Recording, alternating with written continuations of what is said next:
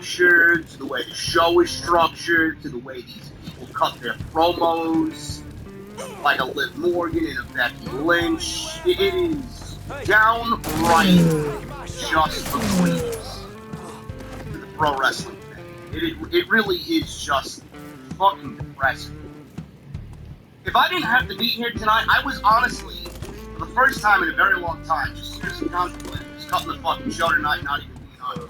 Holy shit! That's how little I cared about this show. And normally I don't want to be here on any given Monday. This show is just fucking garbage. But mixed with how I feel, there's really nothing to talk about. There genuinely is nothing to talk about. Nothing happened on this show. Day one is pretty much set. WWE's already given you what they have to give you on Monday night for day one. So all I'm going to sit here and do is completely shit on everything they gave you tonight because nothing really sat well with me. There was no excitement. The crowd was fucking dead all night. WWE is relying. Can I get this off my chest first before I get into the gut? What is with fucking people relying on hype in crowd noise? Did you guys watch that show tonight? All I'm hearing, right from the top, just Bobby Lashley gets out there, right from the top, hype in crowd noise.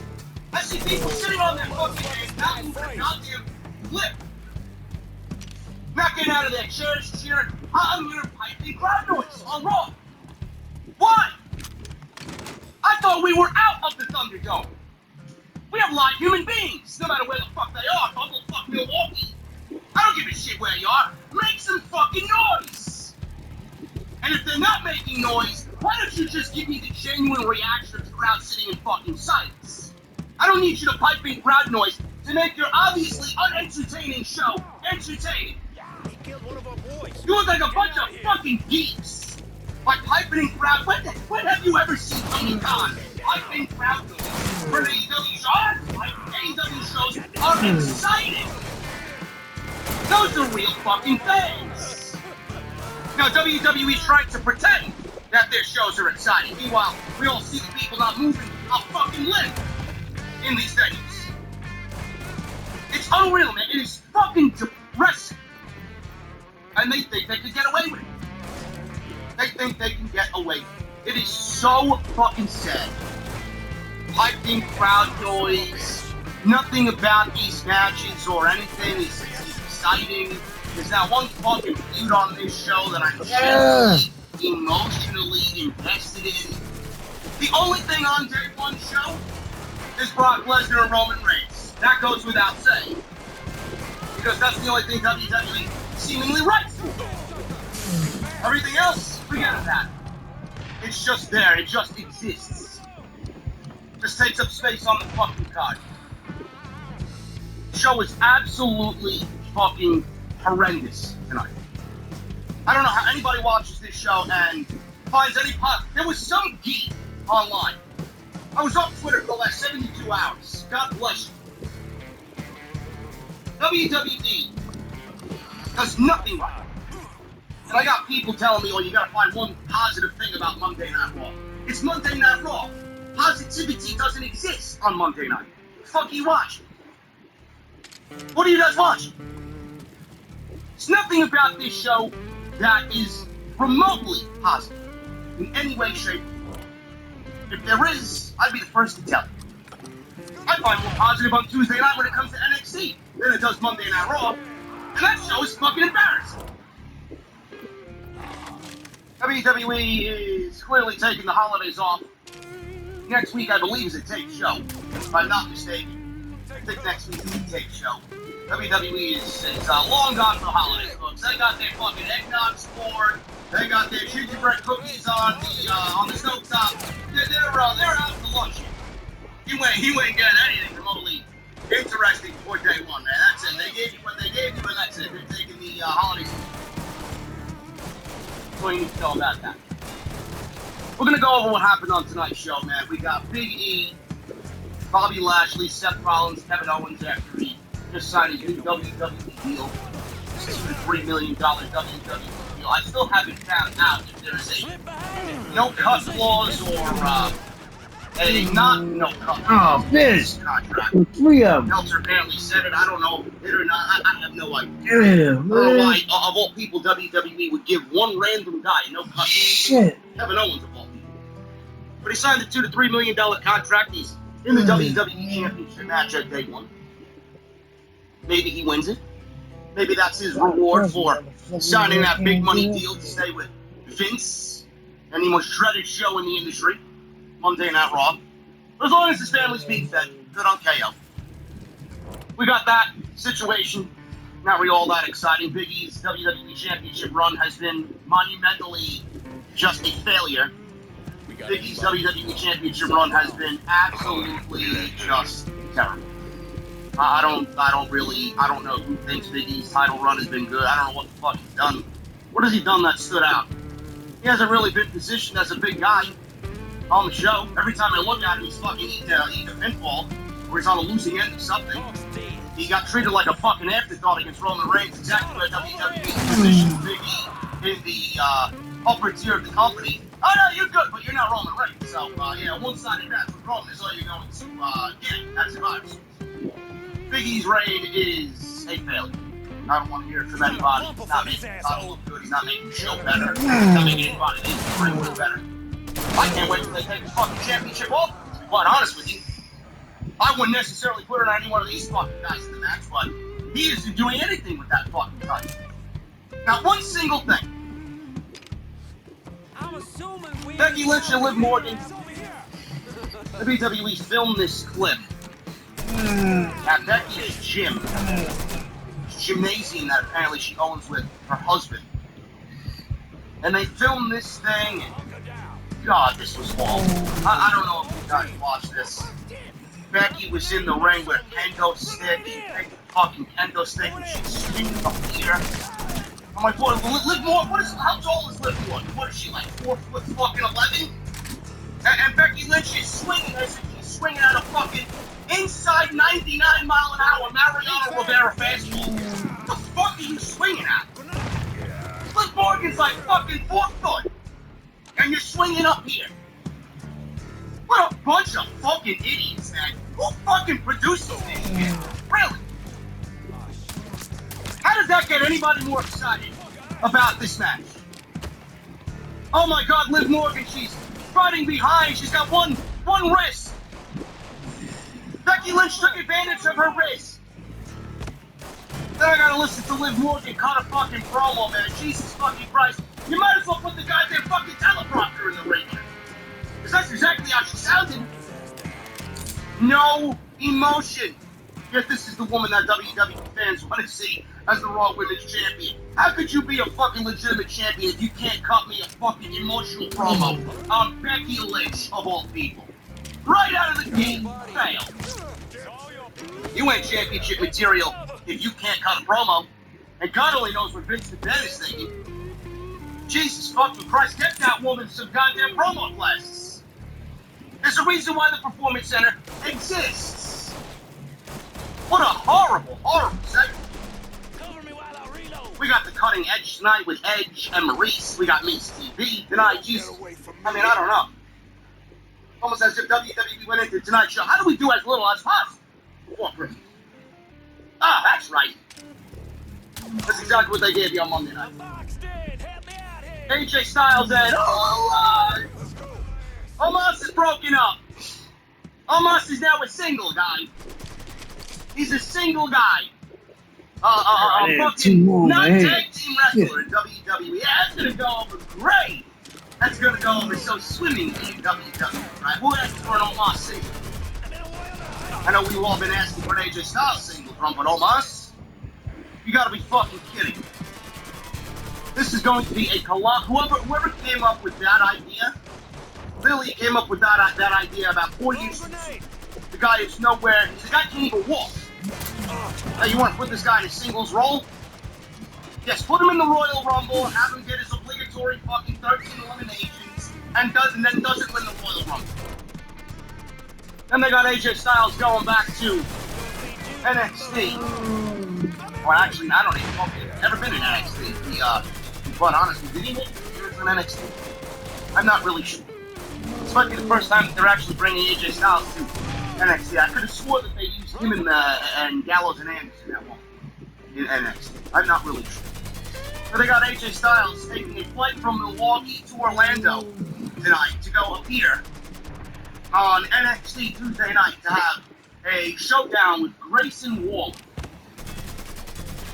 I mean, boy, they're really getting desperate on Tuesday nights, huh? But I thought Vince McMahon and Bruce Prichard were going to see the show. I thought they were going to see the show. How could you fucking fail NXT so badly that within 4 months of their relaunching, you're already bringing WWE roster stars to NXT 2.0? Man, those ratings, you don't like when Rampage is not beating you in the ratings, right? The 1 hour lowly Rampage on Friday nights at 10 p.m. Right? Fail. Every time I get famous. How about Bruce Prichard and Vince McMahon are doing such a swell job on Tuesday night, right? What a fucking joke. What a complete joke. Just a little of my venom tonight. We're going to go over what we got to go over. I appreciate you guys hanging out with me on your Monday night, wherever you may be. Make sure you guys hit that join button, man. You know what will make me happy during the holiday season? We get some new VIPs in the fucking venue. We're going to start the new year off right. As always, here on OTS, man. If you guys have not hit the join button, make sure you guys do that. Become a VIP. You'll be sitting with me and fucking Beer Mahon in VIP. Because apparently he doesn't want to come to Monday Night Raw. So I got him here in the fucking venue just bar backing with Jesse. Make sure you guys hit that join button. And become a VIP. You guys get access to those emotes and those custom badges as well to show up your VIP status. Make sure you guys get those super chats in. We will be hanging out at the end of the show if my voice permits. Make sure you guys get those super chats in. We'll hang out at the end of the show and read through them all, as always. Hit that thumbs up. We got 2,000 in the venue. We got 521 likes. Something's off. Something is off. If I have to watch Monday Night Raw for 3 hours while ill, you can at least hit the thumbs up. I think that's a fair deal. Make sure you guys hit that thumbs up. Try for 1,000 likes on tonight's live stream right here on OTS for the Monday Night Raw post show. Make sure you guys hit that subscribe button down below. Turn on the bell for all notifications. Go check out all the other videos that you might have missed on the channel, including Saturday's Live, episode 401. Almost 3 hours of audio content out here live, dying. We're giving you guys a live stream, so make sure you guys go and check all that stuff out on the homepage. It's right there for you if you missed anything. Also, make sure you guys go get your merch. Bonfire.com is the exclusive home of Off the Scripts, OTS Black and White Throwback NWO Design, and the LTV Wolfpack Red and Black. Thank you to those who have tweeted me your designs. You've gotten them before the holiday season. That's a good thing. It's a good thing to see, man. So make sure you guys go and check that out. Bonfire.com is the place for all your official Off the Script merchandise. Also, make sure you guys check out my sponsor for today's show, man, Manscaped.com. Make sure you guys go and use Script20 at checkout to save 20% off and free shipping. Make sure you guys go out and check out Manscaped, man. It's the holiday season. The best way to really give this holiday season Manscaped. It's a great gift. We got a ton of shit out there for Manscaped, man. You give to your dad, give to your grandpa, give to your boyfriend, your husband, give to yourself. Manscaped.com. You guys can use code SCRIPT20 at checkout to save 20% off. Let's get into Monday Night Raw, man. I don't want to waste any more of your time. It's a complete shit show, dumpster fire of a show, Monday Night Raw. We got the Bobby Lashley situation starting the show. You know, he beat Seth Rollins and Kevin Owens and Big E last week to get into the Fatal 4-Way match, or make it a Fatal 4-Way match at Day 1 for the WWE title. I don't know how many other people in the community that do what I do found the problem with all contenders, including the champion of said match, losing, just so that we may add Bobby Lashley last minute. WWE champion on TV losing in a non-title match. Oh, but JD, no. The WWE champion shouldn't look like a fucking fool. And he shouldn't be taking losses on television in a non-title match. The challenger here, Bobby Lashley, should not have to be the champion to get into the match. If you wanted to add Bobby Lashley to said match, you could have just added Bobby Lashley to said match. It would have saved you all the headache. And would have made everybody look a little bit better in the end. So they didn't have to suffer a loss. But that's not WWE's motto. They like to make everybody look fucking weak. And they like to do the thing that makes the least sense. Of course. So, Lashley comes out. He's wearing a leather jacket over his shirt, and tie with slacks, dress shoes. He looks pretty decent tonight. He usually does. Well-dressed man, Bobby Lashley. You know? I'd say it's Andrade and Bobby Lashley that's dressed men. Professionals. But good on them. So, Byron Saxton and Jimmy Smith are selling the fucking shit from last week. MVP X fans cheer for the almighty. Nobody was cheering. Nobody was cheering.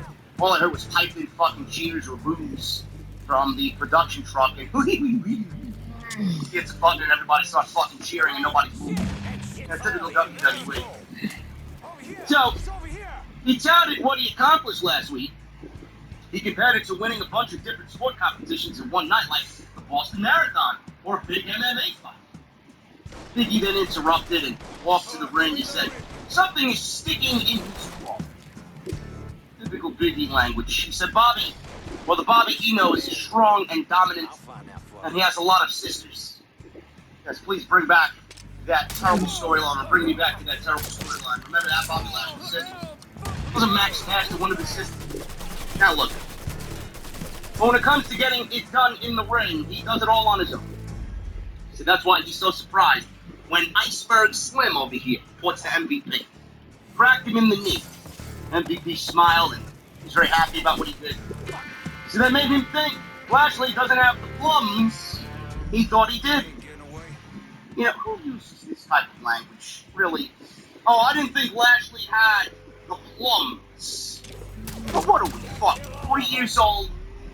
These are two grown men, the WWE champion and a fucking legit fighter in Bobby Lashley. And we got fucking language like plums being thrown around in reference to somebody's fucking nutsack.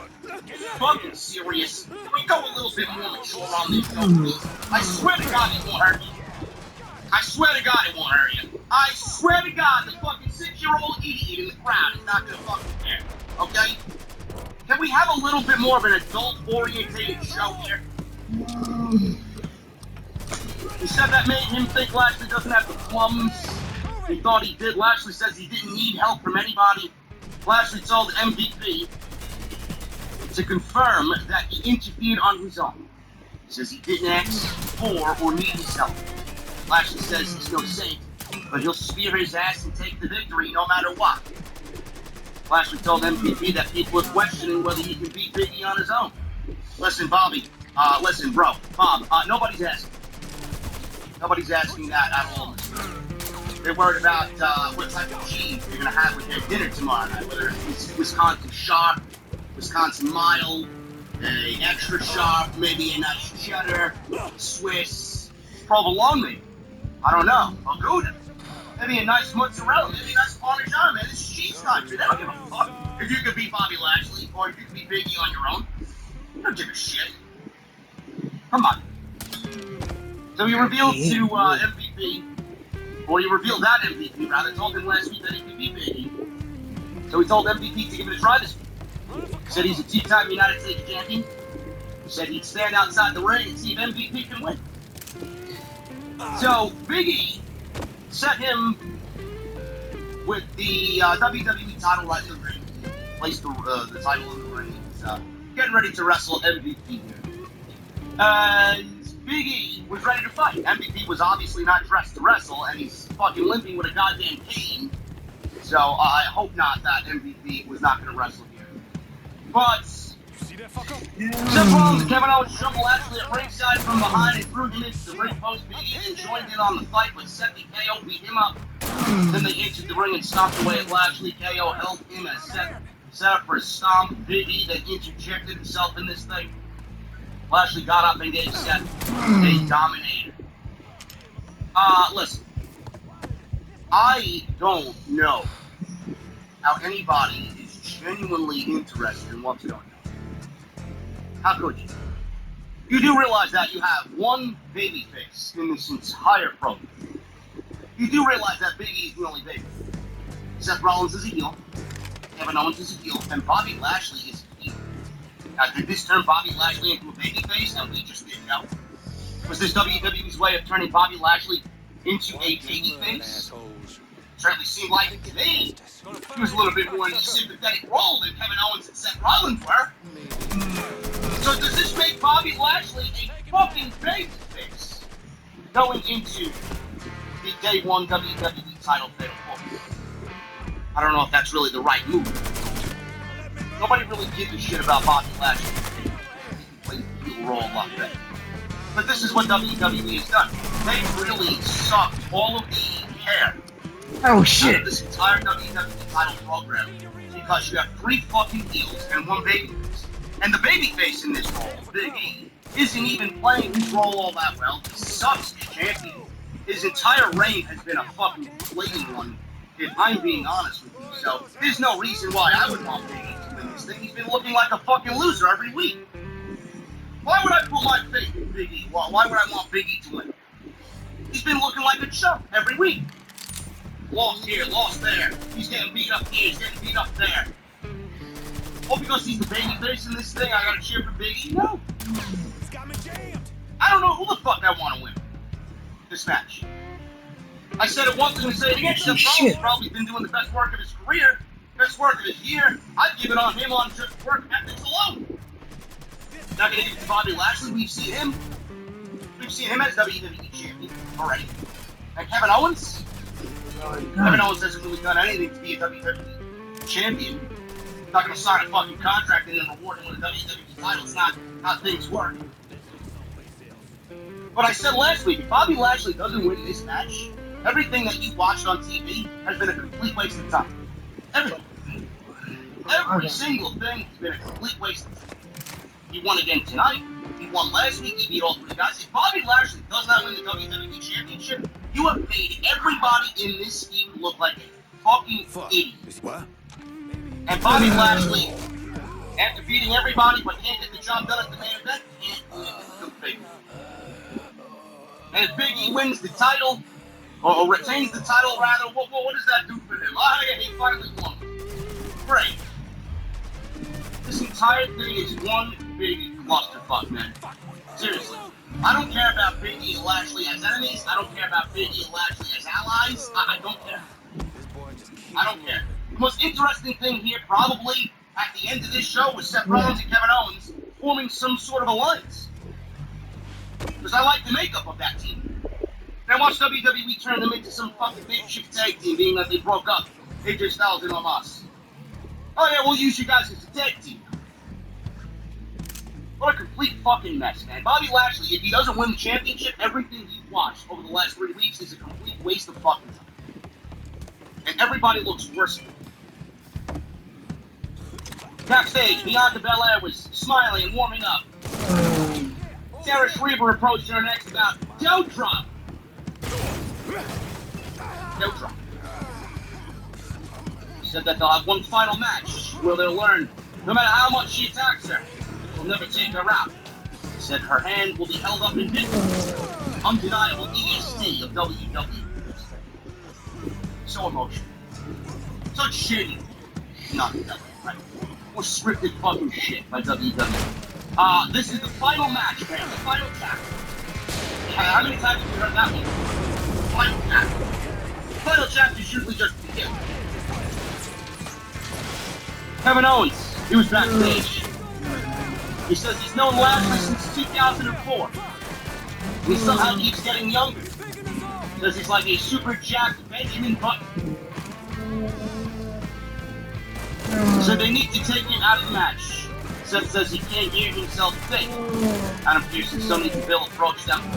Pearce says that they have an idea for one of the greatest tag team matches on Raw ever. You know, I don't know how. I don't know how they allow themselves to put this shit in the fucking script. One of the best tag team matches, one of the greatest tag team matches on Raw ever. A tag team match between Big E and Bobby Lashley versus Seth Rollins and Kevin Owens. You do realize what they gave you right at the top of the show. Typical Monday Night Raw, typical Bruce. What is Bruce Pritchard giving you for Christmas, everybody? And they coexist. Exactly what he's fucking giving you for the holidays. And they coexist. Another tag team match. Apparently, it's the greatest tag team match ever on Raw. Said nobody in the history of pro wrestling ever. Only Bruce Pritchard. Give me a fucking break. I mean, is this how much you blatantly disrespect your fucking past? And your future? I guarantee you the four guys in this match are fucking laughing at that line. You gotta be fucking kidding. They never knew where they were going. Here's to explain Lashley and Big E versus Seth versus KO. This would be a tag team match. Seth walked away to think KO says they should stay together and strategize. I should strategize on what I'm going to be watching. I knew the show was going to be a fucking disaster. Maybe I should have checked what was on the yeah. I didn't do that because I was zoning in and out of sleep. Bianca Belair versus Doudrop. This is the third week in a row we got this match. Nobody cared about it the first time. Nobody cared about it the second time. Nobody cared about it the third time. I don't know why. We have this match happening again. You know, I'm still waiting on that Bianca Belair getting her come up. Oh, Becky, like, what happened? Oh, that's right. Yeah, I'm still waiting on it. I'll just let it play out. Since everybody else, right? Are we still letting it play out? What is Bianca doing going into the new year? What is WWE's plan for Bianca Belair going into the new year? This cannot be it. This cannot be it. And then WWE promotes this shit on social media. I ask why, again for a third time. And then people are telling me, oh, it's to get Bianca over. Oh, it's gonna help Doudrop, or whatever the fuck they're coming up. Oh, they don't have enough women on the show. Whose fault is that? Whose fault is that? You got Liv Morgan fucking things up with Becky. You got Nikki Ash and Rhea Ripley with fucking Selena and Carmella. God knows that shit is fucking just atrocious. And then you got Bianca Belair and Doudrop. Then you got Dana Brooke running around. Oh, come on. Looking at Christmas trees. Oh, we up there in this. Chasing around the 24/7 title. Damn, all we just doing shit. Damn. This is what you've done with your women's division. I can't wait for Bayley to come back, man. I swear to God, if Bayley is ready to return, man, put her on Raw. We need some fucking excitement on this show, man. I miss the fuck out of Bayley. I really do. Gave me a C. We need Bayley on this show. Stop. We need Bayley versus Becky Lynch at WrestleMania. That's who I'm going with to win the world. Bayley. Not Bianca, not Rhea, not Toni Storm, Bayley. That's what I think is going to be. Bayley versus Becky. And that's going to be a WrestleMania Raw. If WWE wants to do something on SmackDown, listen, man, I'd have Sasha take the title off of Charlotte, and I'd do Sasha versus Toni Storm at WrestleMania. To be quite honest with you. But I know that's not going to happen. That's asking a little too much. WWE and Bruce Pritchard. You know, we can't put the queen pie over there into the WrestleMania main event. You know, God forbid. Doudrop and Bianca Belair. This was not terrible, but it is very difficult for me to fucking care. It was all about one spot and one spot only. Belair teased getting the KOD on Doudrop. I was going to say Piper Niven. WWE actually trademarked Piper Niven, so hopefully they end up going back to that name at some point. But this was all about KOD. Bianca teased the KOD in that first match. Teased again in the second match, and Piper Niven. Doudrop walked away. And then that's exactly what the end was in this thing. They battled in the corner for a little bit. Doudrop landed cannonball, scored a near fall, offset cannonball. They battled back and forth again. Doudrop getting in some offense. Belair finished Doudrop KOD, and it was impressive. It was impressive, but you know, you got all your fucking geeks and shills and check marks on social media marking out over fucking KOD on Doudrop. And meanwhile, I'm the only one sitting here thinking, didn't Bianca Belair pick up fucking Otis when she was feuding with Bayley in some triathlon-like event, which is infinitely more impressive than picking up fucking Doudrop? I mean, I don't understand. And then you got some complete fucking idiots on social media just blowing this up as if it's like Andre and fucking Hogan at WrestleMania 3. Are you fucking serious? Jesus fucking Christ. Quit while you are ahead. Why do you even in the podcast? You're a fucking joke. What a fucking embarrassment. Bianca Belair, a star athlete, a gymnast, picks up Doudrop. Oh my god, let me bust a nut on Monday Night Raw. Like I've never seen her do anything that impressive. Jesus fucking Christ, you guys find the easiest way to be me. Seriously. What does it mean? What does it mean? Bianca wins 3 times and Doudrop loses 3 times. Where's Doudrop going? After what Vince McMahon said tonight, she may be going to the fucking unemployment line. Who cares? Who cares? Is this going to get Bianca into the title picture? That's what I want to know. Belair wins in about 12 minutes. Kevin Patrick. He interviewed Austin Theory, one of my favorites on the show. I really don't like the gimmick of him taking selfies. This is nothing more than a Tyler Breeze ripoff. WWE had Tyler Breeze on their roster and then obviously killed him off. And now they're just giving his gimmick to Austin Theory. No difference. It's everything but the selfies. So he interviewed Austin Theory, who said he feels like the luckiest superstar in the world because Vince McMahon spends so much time with him. So he thinks he sees him as a future WWE champion. Theory walked away, and Patrick said in his little mumbly voice, "You better hope you don't lose. Better hope you don't lose to Finn Balor." Which is what we got next. Finn Balor versus Austin Theory. This match itself was fine. Really good match between these two. You know, I mentioned on social media, Austin Theory's great. Austin Theory's going to be fine. I don't know exactly what plans they got for him going into 2022. Maybe they start off winning. Or having him win the United States Championship. I don't know. Maybe he brings up the title picture. Who knows?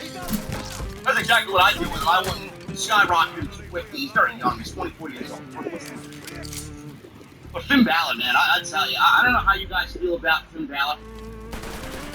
Finn Balor was on the main roster after his call-up initially from NXT. Man, oh man, he started out like a house on fire.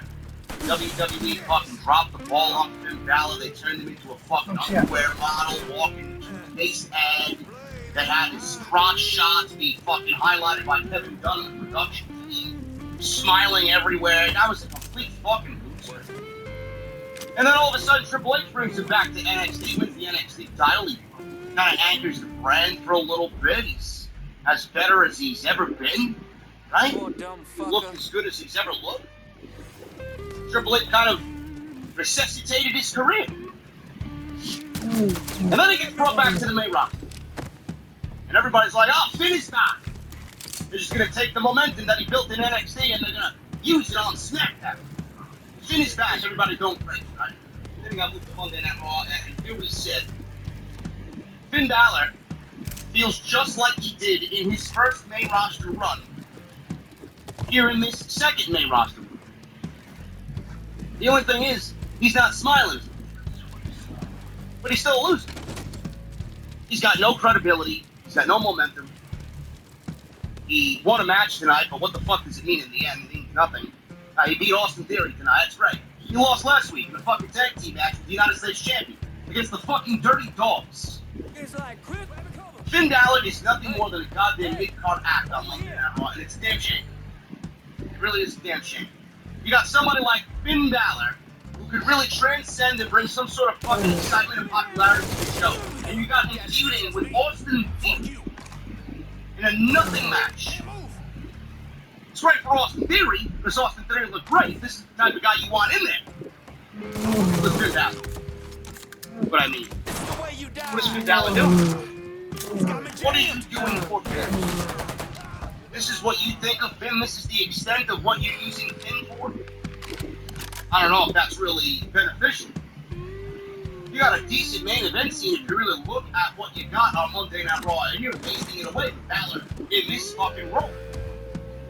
Balor should be at the top of the fucking card. Yeah, but he's over here. Down below. So, Theory and Balor had a decent match.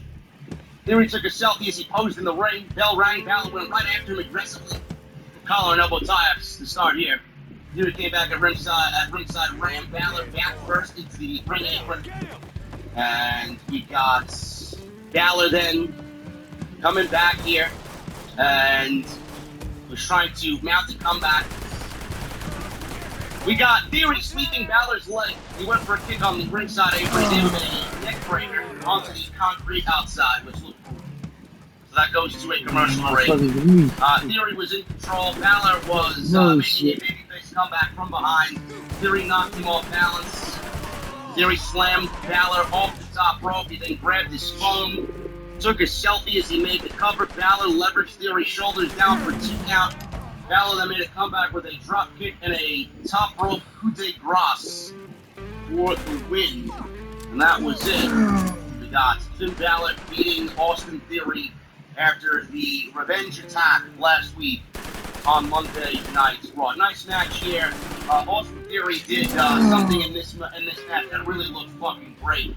There was a sit-down springboard Spanish fly on Finn Balor. It really looked awesome, man. Austin Theory is going to be something special if they allow him to go. He's got great presence. He's got great mic ability at a young age. He's very good at the ring. He looked great in this match with Balor. He did not look out of place at all. And I hope that they have major plans for him. I really do. This is a company that is dead set on building for the future. You have someone in Austin Theory that is the future. Do not look away from what you're doing with Austin Theory. Only move forward. Please. Please. It looks like this feud is not over. Because something happened later in the show that looked like they're going to continue this feud. Whether it happens next week on Raw or going into day one. It is not over by a long shot. Backstage, Miz told Omos he's furious. He's cutting edge and top Miz TV this week. I don't know, man. With Happy Talk on Friday, we don't really have much competition to base it off of there, Mike. So, Styles walked up to them and Miz left. Styles says they'll let Miz do his song and dance and they'll win their tag team match and become top contenders again. Omos put his hand on the back of Styles' neck. What happened to the money plates that Senator Marcano stole from the Federal Reserve? Styles reacted like Omos was rougher with him than he would have preferred. And he was worried that Omos is not on the same team. We got Miz TV. This is the start of Hour 2, Miz TV. Miz was in the ring.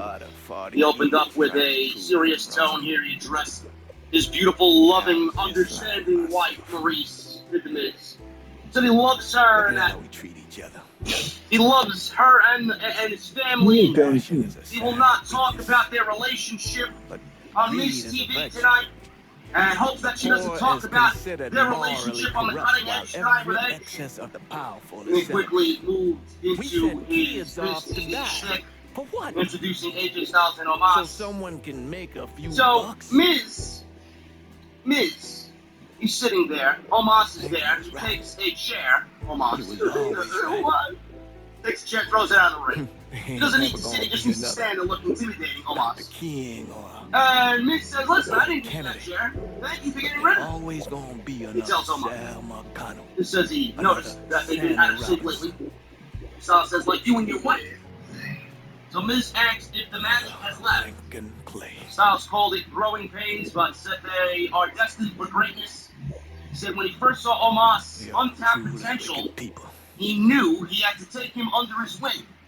Said he's great, and he's made great strides since then, and he could even become tag team champion on his own. Styles says they're seeing eye to eye now, and he suggested they clean house on WWE and take all the titles. Miz says, well, that's rather interesting. He said his answer felt heartfelt and sincere, and he said he heard otherwise. Styles said, from who? Miz said, I heard it differently from Omos himself. Styles said Miz TV is trying to create controversy. He asks what kind of man puts the mother of his children in harm's way. Miz says, well, listen, Styles, now you're deflecting, and he should have a combo with Omos. He says he was shocked at what Omos confided in him. He told him he's sick and tired of carrying him. Omos looked over at Styles as those comments rang through. Miz said Omos says he doesn't need him, and he actually thinks he's holding him back. I don't know who the fuck scripted this. Working that part of the city. It's quite laughable. Do it for Donnie Lincoln. Quite laughable. I stuck around this long when I Omos is sick and tired of AJ carrying. Gonna need Vito to run this turf. Is what was written. Spent most of my life getting. Omos is sick and tired of AJ carrying him. Ain't no one fucking us And anytime soon. oh, he's sick and tired of carrying AJ. I'm sorry, I misworded. Omos looked over at Styles and he was quite angry, and he thinks AJ's holding him back. All my fucking days, you Lincoln Clay. Who writes this? First motherfucker to do it. AJ Styles is holding Omos back. Lincoln. Could have done a better job myself. You fucking serious with this shit? Holy Christ. So it took 15 years for Styles to get to the WWE, whereas WWE begged Omos to sign a contract. Omos told him he isn't the next Andre the Giant, but he's rather the first Omos. Styles stood and said they shouldn't have come on his show, and he's full of garbage. Yet Omos did what Miz said is true. As he was about to speak, Mysterio's came out and ruined everything. So they made their way to the ring, and we were having an unadvertised match here. Rather odd that it interrupted this Miz TV segment. Rey and Dominic Mysterio versus AJ Styles and Omos goes 2 minutes. Mysterio's win. And that was pretty much it. Rey Mysterio rallied against Styles, Tornado DDT, 619. He climbed to the top rope. Styles lifted his knees on the splash off the 619. Styles crawled over for a tag, but Omos turned away and did not offer his hand to tag.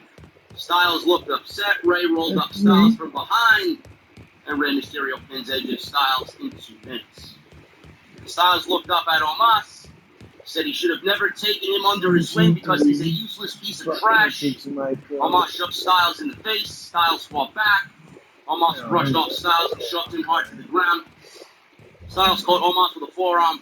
Then he set up for the phenomenal forearm. Omos grabbed Styles by the throat, lifted him on his shoulders, and dropped him face first. Omos then took a microphone and said, next time I see you, it'll be a match against me. What he said. Yeah, that's what it is. Great. You let me know. I don't know who asked for a fucking Omos singles run, but here we are, folks. As long as AJ Styles could potentially be moving away from this dreaded fucking tag team that long-lived its shelf life, long outlived its shelf life for, 7 months now? Get it out of here. Let me see what you got. Who wants an Omos? Fucking single. This guy is gonna fucking fail quicker than I could. Omos. This guy's going nowhere. This guy's going nowhere, man. Yeah, you got fucking geeks online who think Omos is gonna be capable enough to be a future world champion.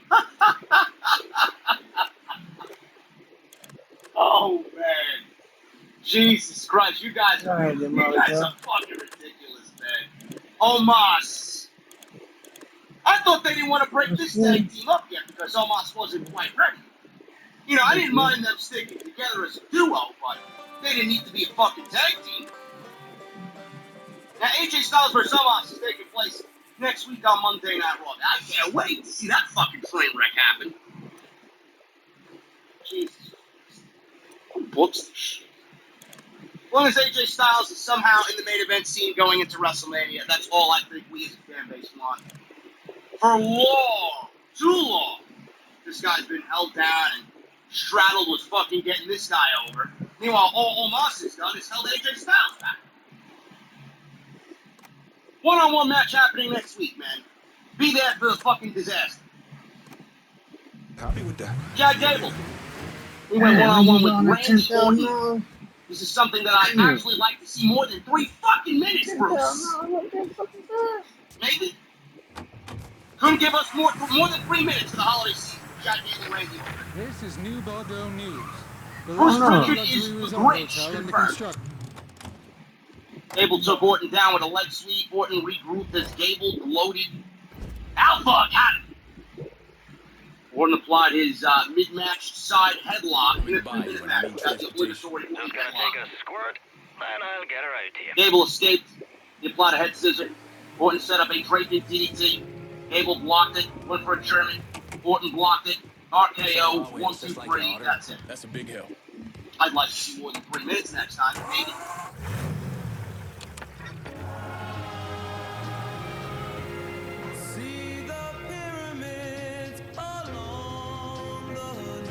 Feud Orton and Riddle. That's exactly what I do. But we're not getting that match yet. It's the Profits versus the Mysterios. The winner of that match is supposed to be the final of the Arcade Bro tournament next week, I believe. Winner of that match, I believe, wrestles Arcade Bro at the pay-per-view. Orton wins in 3 minutes. Otis entered the ring. Orton saw him coming. Set for an RKO. Otis blocked it 3 different times. So they're playing up the fact that Otis apparently has the brain. He's got Orton well scouted. Orton looked a little muffed. A little thrown for his there. This is like, I don't know how I didn't get the RKO on this big man. He tried it 3 times, and Otis blocked it all 3 times. And Orton could not believe it. They're booking that match next week as well. Orton versus Otis. Which I'm assuming he will get the RKO next week on Otis. See that he can do it this week. Bobby Lashley, who's backstage, is about to change into his wrestling gear. And MVP walked in, and he asked if he's good for tonight, and if he can trust Big E. Lashley says, no, I can't trust Big E. But he's going to kick the ass of second KO. So if Big E looks at him wrong, he'll kick his ass too. MVP asked Lashley if he was just setting up a trap earlier and not bailing on him. Lashley did answer. Said he needs to hydrate and asked MVP to go grab him some water. MVP said, yeah, sure thing. And that was it. Or could they potentially be setting up a breakup of MVP, Bobby Lashley? Remember what I said earlier? Looked like they may have been turning Bobby Lashley into somewhat of a baby. Can't really be portrayed as a baby face. Got MVP. MVP kind of solidified the ladder. Maybe they are turning Bobby Lashley into a heel, and this is the way to do it. This is the way to do it, like splitting him up from MVP. But I think MVP is one of the best parts of the show. I do. I think he adds a lot. I would not have MVP sit around and do nothing. I'd have him find a new client. We'll see what happens there. They may be turning Bobby Lashley into a baby. I don't know. Damian Priest. He went one-on-one with Dolph Ziggler. This was a championship contender match. The championship contender match need to fucking die. They really do. Remember with Priest's open challenge? Wasn't he doing an open challenge every fucking week? Now we got a championship contender match all of a sudden. What did Dolph Ziggler do to get a fucking contender match against the United States champion? He didn't even pin the United States champion last week. He didn't pin out. But here we are with Dolph Ziggler back with the title on the United States title. Man, that sounds like it's extremely entertaining. Nobody ever. So this match went about 9 minutes. Ziggler kicked Priest in the knee, and he was going after the legs of the big man. A few moments later, Ziggler hit a superplex, which led to a commercial break. After the break was over, Priest was coming back with some strikes, clothesline, broken arrow. Referee checked on Ziggler, Rude wiped out Priest, which caused him to all of a sudden transform into this fucking cartoonish version of himself. This is a Vince McMahon fucking disaster. Damian Priest, he's like Festus. Remember Festus? He sits on the outside, and then the bell rings, ding, ding, ding, and he turns into this fucking psychopathic killer. This is what they got fucking Damian Priest doing. They got Damian Priest revising Festus and his fucking gimmick. Old Luke Gallows. That's what they got him doing. Are you fucking serious? Why does Damian Priest need these cartoonish fucking... A little rampage is going to attract turning into attention. the Incredible Attention Hulk. from people I don't care to associate with. Are you fucking... Imagine not. Are you fucking Thankfully, kidding me? closing off your loose ends is as simple as Seriously, tossing like around Damian some Priest super doesn't look like grade. a badass already. With any luck, this will keep him off my ass. Who A wants little this while shit? anyway. But we're getting ahead of ourselves. You're Still a matter insulting of my killing Georgie intelligence. himself. You should get a kick Why? out of hearing this. Why? He's a badass. He listens to death metal. The fuck? He comes out wearing chains, and he's got the light in the dark. Get your ass in here. He turns into the Incredible Hulk. Your Uncle Tommy's dead. I thought you'd like to know. He was a smart kid, your Uncle Tommy. I don't believe it. I tried to tell him. I go to don't law believe school. how they think Did. this He is went- right and cool. You're legitimately I know what he sucking meant. I all have his leveraged out cool the ass, back called in every favor. from him. None of it made I a hope. goddamn difference. We're fucked. It was a... I am Well, fucked. you know, we like him. Bullshit. But I want to kill him because he's Triple H guy. But I found that want to cocksucker low life. We'll All of slowly this kill in this him city over a smells period blood of no years. water. My blood. You understand? And Well, they step over their own mother. If it meant being the one that clipped me, I wouldn't This last shit 10 is minutes out there. fucking garbage. I don't You know are how the anyone, Shawn I don't know McConnell. how There's gotta be you something that we could do. willingly went up to the fucking ticket booth and gave your credit card to sit and watch this fucking steaming pile of garbage. I really don't. Come here, boy. I really don't. And then people think I'm fucking negative. And people think I'm negative. All I want is a good show. You call up whatever memories. Not so much the fucking ass. You tell them to meet us up there at the casino. And when Lincoln Clay shows up, we'll do everything we can to put that So he- goddamn nigga in the ground. he right takes there. Rude out. Go on now, get the fuck Right? out of here. He turns into the Hulk. Should have known that Marcano would go to ground at the casino. He goes after Bobby Roode. Take the bridge He up doesn't there, so it's a realize straight that shot. Ziggler's in the ring. He gets You know, none of counted this out would have because happened he's without taking you. care of Bobby Roode on the It's outside. either this or right away in some goddamn office. So Vince made Once you've Priest killed those into an assholes, you come and find me. I'll unbelievable be hanging around over one. at And the number Padres. two, You got it. You give them hell. another babyface looks like a blithering fucking idiot. Is there a fucking babyface on this show that is smart and actually has brains? This is supposed to be the United States champion, right? Meanwhile, he doesn't realize that he's in a match with Dolph Ziggler, but he's so... He's so obsessed with his fucking body from the outside. Fucking Christ, this show is fucking so garbage. My God. Who enjoys this? Who? You cannot possibly enjoy this. There'll be some fucking check mark out there. Oh, you There'll be did. some check mark out there. Oh, this is a great character development for Damian Priest. I'm out of here. You fucking kidding me? Yes, because what Triple H did was so terrible, right?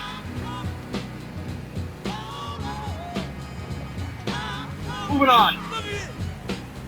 I'm gonna have to take a fucking break after this one. Ziggler wins in a 9-minute countdown. Great. I didn't want to see the match the first time. Now I gotta see it again. Cameron was shooting Vince McMahon writing on a legal pad. What is he writing? How to destroy the fucking company week by week going into the fucking new year? Theory knocked on his door. Theory said he got caught earlier taking a selfie at a critical time in the match and it was foolish when he got Balor back. Called it a calculated, cold-blooded, vicious attack. It really was. All he did was suplexing on a fucking production. It wasn't cold-blooded at all. McMahon said he enjoyed seeing him beat up Balor. You beat the chocolate pudding out of him, he said. He also said the theory, but you lost the... Instantly book a doctor you love today. That's ZocDoc.com/Salamonster. ZocDoc.com/Salamonster. Thanks, ZocDoc, for sponsoring this message. The segment between them in the ring last week, I thought was fucking terrible. That forced, childlike comedy, calling him Tommy, talking about Tommy's mommy. Like, what a fucking terrible segment that was. This was very straightforward. I mean, not much to it, really. Jericho, there was a segment later in the show with Jericho where, basically he's not going to say no, of course. The only question is, do they do it at Forbidden Door? I assume they do it at the pay-per-view. I wouldn't think they want to leave Jericho off the show. But if they do it there, it's just another example, like an AEW match. Again, it just goes to the whole Forbidden Door thing. There's nothing Forbidden Door about this. So if they do it on the show, it's just another in a long line of examples of this. The Dogs were about to make their way out, and something that they have taken to doing is bullying production staff as they make their way out to the ring. Only this time, they tried to bully one of them, but it wasn't a production staff member. It was Adam Copeland. He had his back turned, so they didn't realize it until he turned around. And Christian Cage was there as well. They got laid out a couple of weeks ago on TV by these guys. So this was their big return. I don't know. I wasn't expecting them back this week, so I'm glad they're back. They won the tag team titles. They should then turn around and disappear for weeks on end. So anyway, they started beating up the Dogs. They walked them out to the ring. They were about to lay out Clark Connor with the double spear. David Finlay, they'll pull the fucker out to safety. And the Dogs failed the crowd. So Christian said, after what happened a few weeks ago, and they won the AEW tag team titles, people expect him to say something very unsavory about, one of their family members. But they're wrong. Even he has standards, and the crowd booed. They booed standards. Wrestling fans have no standards. Cage said, though, still, he's never seen the tag team named after their mothers. That I can't believe. Copeland said the Dogs are them from 30 years ago. So they understand wanting to make a name off their reputation. But don't realize that Cage and Copeland, they are their learning curve. They thought that they knew it all. But they came up against the New Age Outlaws. They came up against the APA. Realizing that they had to learn, and they kept on facing those teams. Very simple. At Forbidden Door, they're going to use their old man strength, their knowledge, and their grumpiness to make sure that when the Dogs enter their house, they will walk out as broken, untrained pups. Tag team title match, by the way, is now official for the pay-per-view. The Dogs will get their shot against Cope and Christian. See, at this point, we're just waiting for the New Day to show up and shake things up in the tag team division, maybe even the Motor City Machine Guns. And don't forget, you give it another, 4 or 5 weeks, there's going to be a bunch of 90-day clauses that are going to be coming up. There's going to be a lot of free agents all